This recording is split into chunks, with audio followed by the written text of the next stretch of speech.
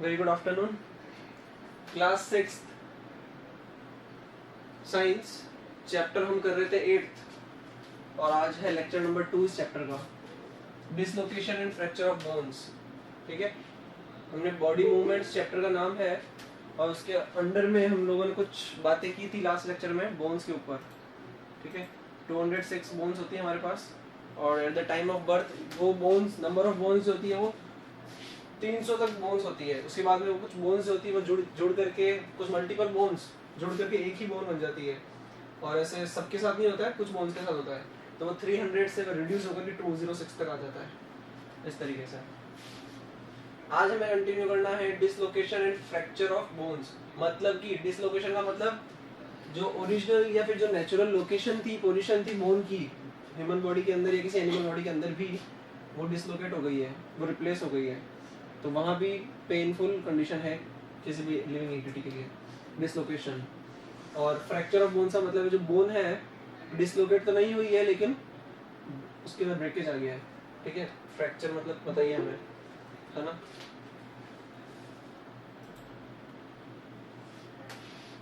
ठीक है, चलते हैं आगे। आगे क्या पढ़ना शुरू करते हैं। Many times due to accidents bones get broken or dislocated from their position. The ligaments joining the bones get torn, फट जाना, and this causes a lot of pain and swelling. तो torn को underline कर लो।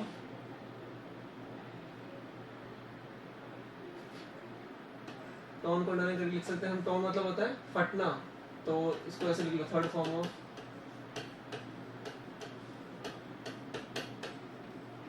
Tier मतलब फटना।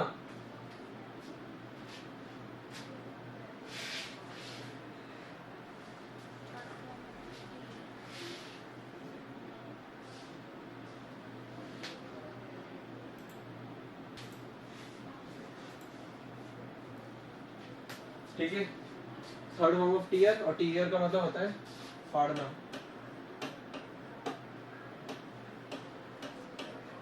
ठीक है, visible है। And this causes a lot of pain and swelling. There might be injury to the bone also. If a bone is broken, we call it a fracture. ठीक है,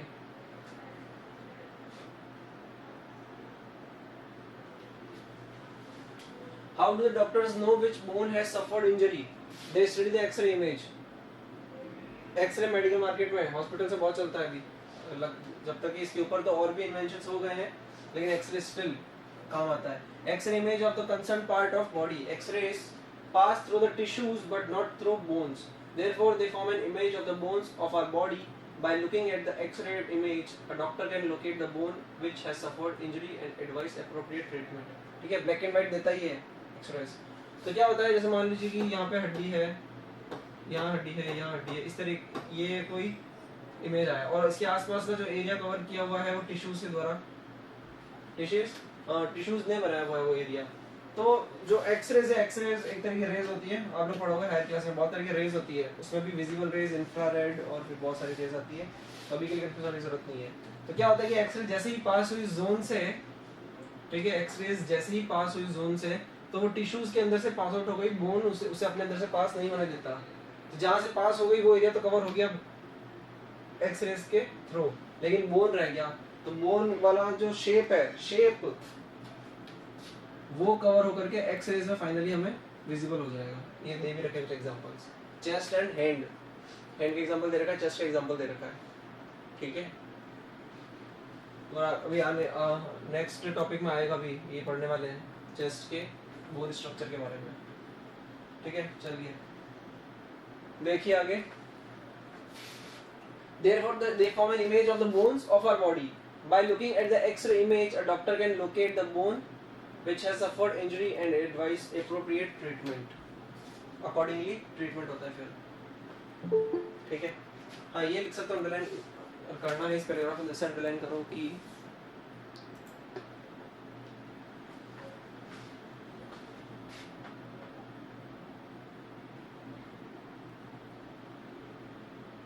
X-rays pass through, तो कैसे काम करता है X-rays, इस तरीके से काम करता है। Therefore, they form an image of the bones of our body. Looking at the X-ray doctor can locate the bone which has suffered injury. ये तरीका होता है एक्सरे का यूज करते हुए डॉक्टर इस तरीके से ट्रीटमेंट एप्रोप्रिएट सुटेबल ट्रीटमेंट दे सकता है पेशेंट को।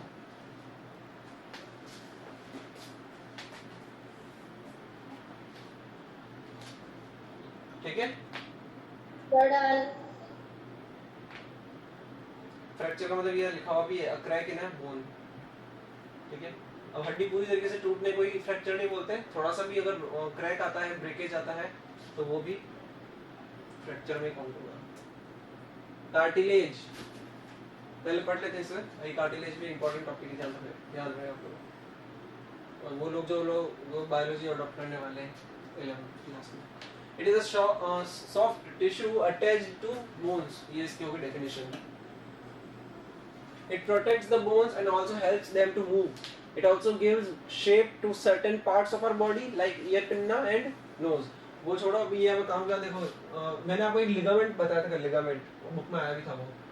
तो लिगामेंट क्या करता है, जैसे जॉइंट होते हैं दो बोन जो जहाँ पे जॉइंट बनाते हैं अपने, तो वहाँ पे लिगामेंट प्रेजेंट होता है उसकी चारों ओर नहीं तो किसी साइड में लिगामेंट प्रेजेंट होता है। वो क्या करने के लिए, उस जॉइंट को वाइल मूविंग या वाइल हैपनिंग ऑफ मूवमेंट वहां पे उसे सपोर्ट करने के लिए वो लिगामेंट का पर्पस होता है, प्राइमरी पर्पस होता है।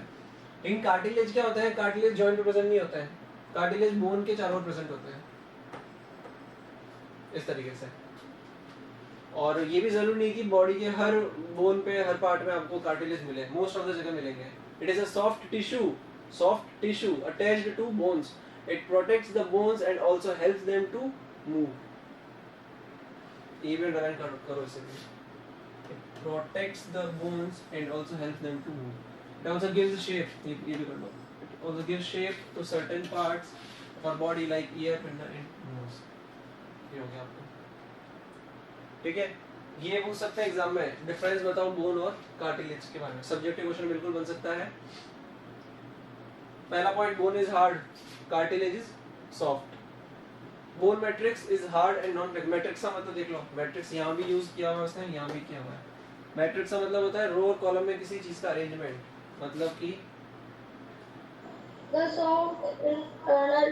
ये कार्टिलेज का इस तरीके से कार्टिलेज जमे हुए हो सकते हैं बोन के ऊपर। ये तो मैंने आपको मैग्नीफाई करके बताया हुआ, ठीक है। वो छोटे छोटे टिश्यूज छोटे छोटे ग्रुप्स में बोन के चारों ओर वहाँ पे एक्यूमुलेटेड हो सकते हैं। तो bone matrix is hard and non flexible, ठीक है। कहने का मतलब कि बोन मैट्रिक्स की बात होती है, मैट्रिक्स मतलब मल्टीपल एलिमेंट्स। अब वो एलिमेंट्स बोन भी हो सकते हैं या कोई दूसरी चीज, दूसरे कंटेक्स्ट में अगर किसी और चीज किसी और चीज के ग्रुप को के रिप्रेजेंटेशन को मैट्रिक्स बोल सकते हैं, ठीक है।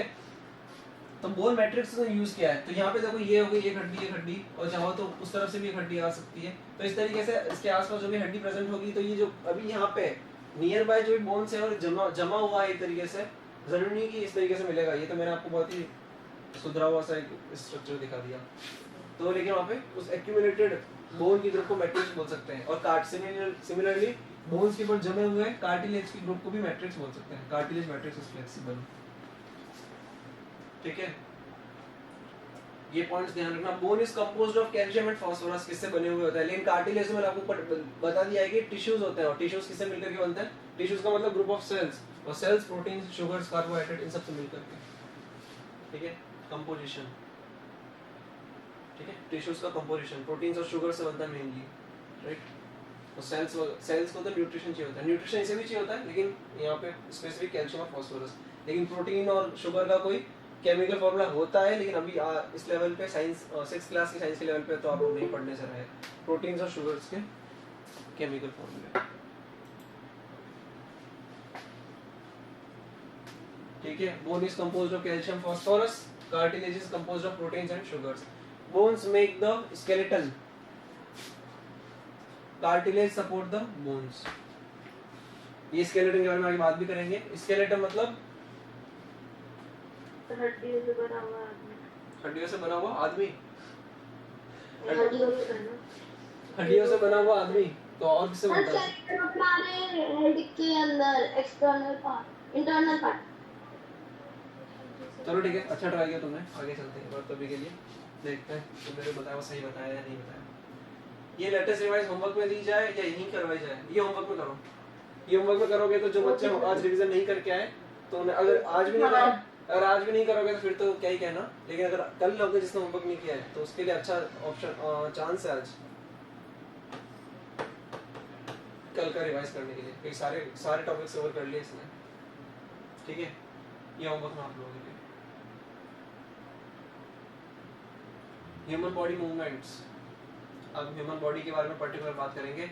अभी तक इन जनरल बात कर रहे थे, तो ये हड्डियां तो जरूरी सिर्फ ह्यूमन बीइंग्स स्पीशीज में ही हो, एनिमल स्पीशीज में भी होती है।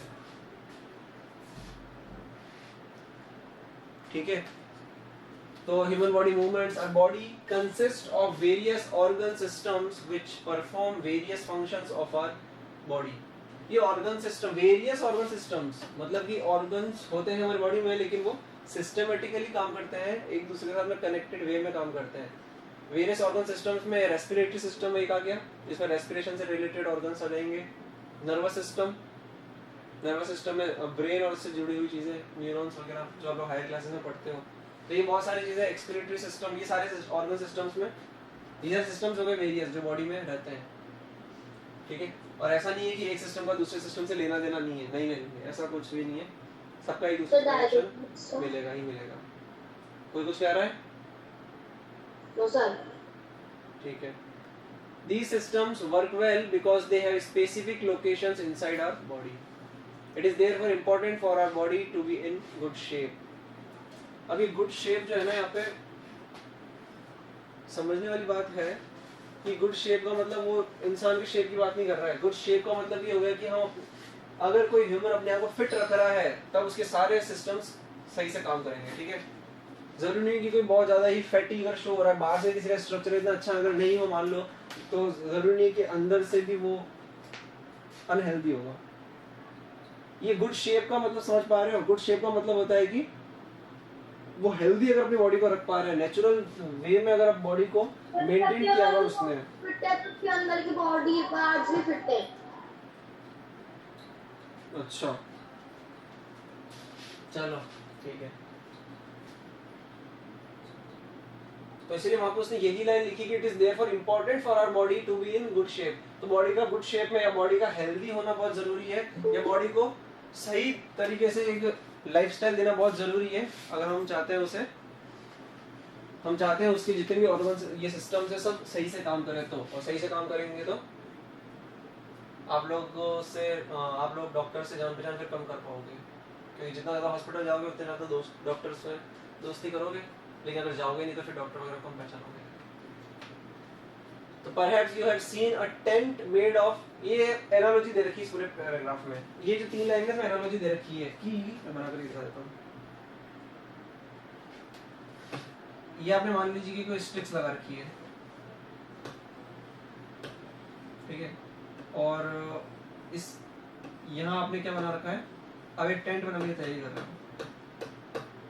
जितना अच्छा स्टिक्स की पोजीशन रहेगी, राइट, और भी लगाओगे बीच में,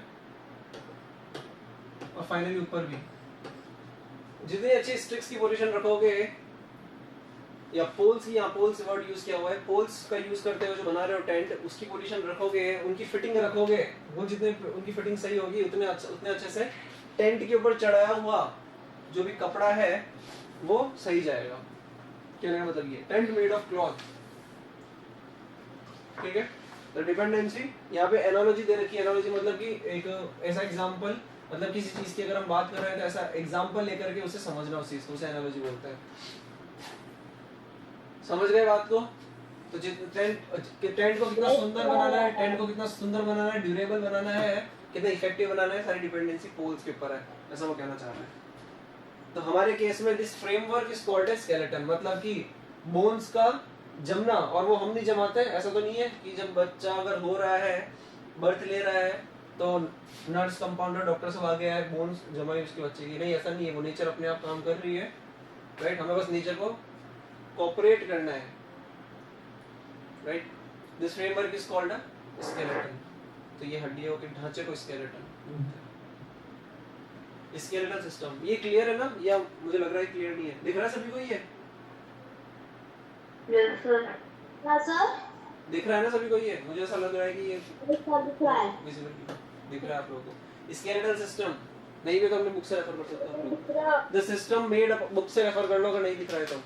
the system made up of bones and cartilage is called a skeletal system. कीजिए से underline. Some living organisms have a skeleton on the outside of their body and is called an exoskeleton. ये हो सकता है आप लोगों के लिए कुछ नई बात हो, exoskeleton।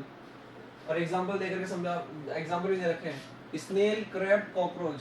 तो अगर आप लोग स्नेल को ऑब्जर्व करो तो उसके बाहर आपको कुछ बोन्स दिखेगी, बॉडी के बाहर बोन्स दिखेगी जो एक्चुअली में उसे प्रोटेक्शन देने का काम करती है।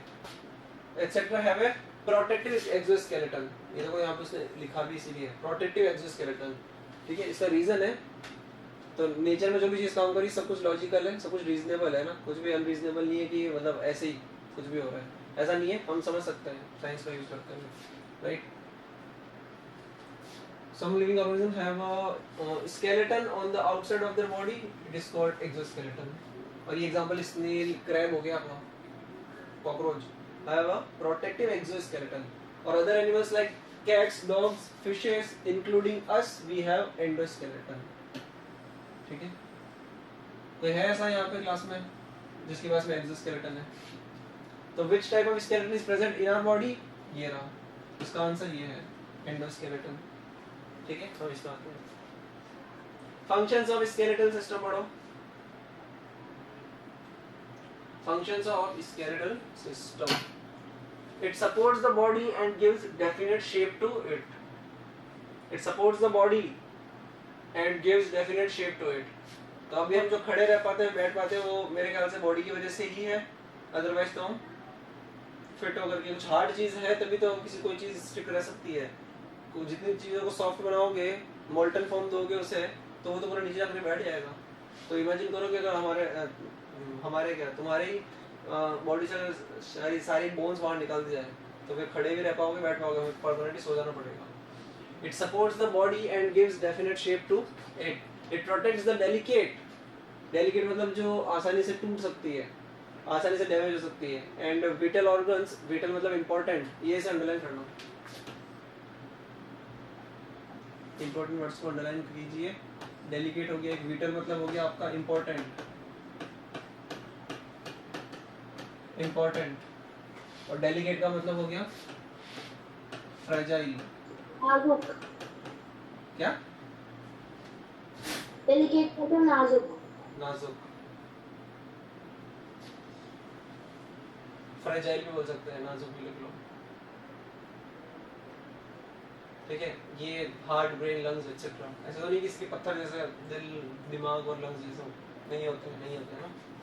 Bones serve as a storage area of minerals such as calcium and phosphorus. ये सारे इंपॉर्टेंट पॉइंट्स हैं। Along with muscular system it helps in movement and locomotion. Locomotion जो हम लोग चैप्टर की स्टार्टिंग में कल ही पढ़ा था हमने, भूल गए? Some bones of skeletal system contain bone marrow which produces blood cells. ये थोड़ा important, ज़्यादा important point है। Bone marrow पढ़ो इकट्ठा होता है। Bone marrow का मतलब होता है कि मान लो कि कोई ये हड्डी जा रही है तो उसके अंदर आपको bone marrow मिलेगी, bone के बाहर कभी नहीं मिलेगी आपको, bone के अंदर आपको तो पतला सा पोर्शन ऐसा मिलेगा जो bone marrow होता है, ठीक है। ये bone marrow होती है। अब bone marrow की वर्किंग किस लिए होती है? सॉफ्ट होता है एक्चुअल में ये। Some bones of skeletal system contain bone marrow which produces blood cells. तो blood cells लिखा, which produces blood cells. Blood cells में तीन तरह के blood cells होते हैं, RBC red blood cell, WBC white blood cell और platelets बोलते हैं। ये blood cells के टाइप होते हैं। RBC का मतलब होता है oxygen carrier, red blood cells होते हैं, छोटे छोटे सेल्स होते हैं। और ये ब्लड के तीनों जो टाइप के जो ये सेल्स हैं, ब्लड सेल्स है, ये ब्लड से नाम ही ब्लड सेल्स है, मतलब खून के अंदर रहते हैं ये पूरी बॉडी में, और रुके हुए नहीं रहते, कंटिन्यूअसली बहते रहते हैं। तो आरबीसी का मतलब होता है जो ऑक्सीजन को लेकर के जाता है, ये वो सेल जो ऑक्सीजन को पूरी बॉडी में सर्कुलेट करता है, ऑक्सीजन को। डब्ल्यूबीसी व्हाइट ब्लड सेल्स और प्लेटलेट्स। प्लेटलेट्स का मतलब होता है, प्लेटलेट्स किसे कैरी करते हैं? प्लेटलेट्स का काम ये होता है, कैरी तो कुछ नहीं करते हैं ये, लेकिन इनका काम होता है जब भी बॉडी पे घाव हो जाना, तो जितने ज्यादा अच्छे से प्लेटलेट्स हमारी बॉडी में है अच्छी रेंज में, उतना ज्यादा हमारा घाव जल्दी से भरेगा, हमारी इंजरी को रिकवर करते हैं। हमारी इंजरी को रिकवर करते हैं। तो गूगल कर रही हो क्या चीज को?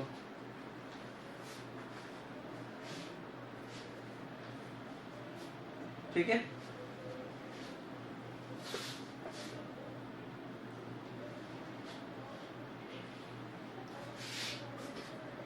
ठीक है क्या? आरबीसीज जो ऑक्सीजन कैरी करते हैं, अच्छा सॉरी मैंने डब्ल्यूबीसी बताया नहीं आपको। डब्ल्यूबीसी क्या करते हैं? ये इम्यूनिटी के कंटेक्स्ट में काम करते हैं, मतलब कि हमारी बॉडी में जब भी कोई बीमारी आती है, डिजीज आती है, तो उससे लड़ने का काम डब्ल्यूबीसी करते हैं। और प्लेटलेट्स मैंने बता दिया आपको, आपके जब भी वाउंड हो जाता है किसी शरीर पे, तो प्लेटलेट्स उसे कवर करने का। In humans skeletal system extends from top of the head, कितना टाइम हो गया? 3:14 okay. Skeletal system extends from the top of the head to the tip of the toe. पूरे शरीर में आपको ऊपर से लेकर नीचे तक हड्डियां मिल जाएगी।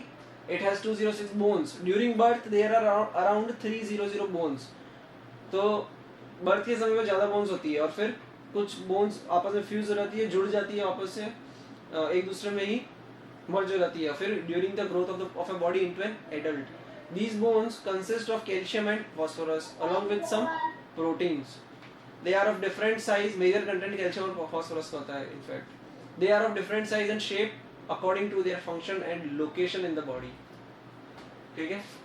और सारी की सारी बोन्स आपस में जिससे भी कनेक्टेड है, एक मिनट रुको, जिनसे भी कनेक्टेड है उसे बोलते हैं जॉइंट्स। जॉइंट्स की बात हम लोगों ने डिटेल में कल के लेक्चर में कर ली थी।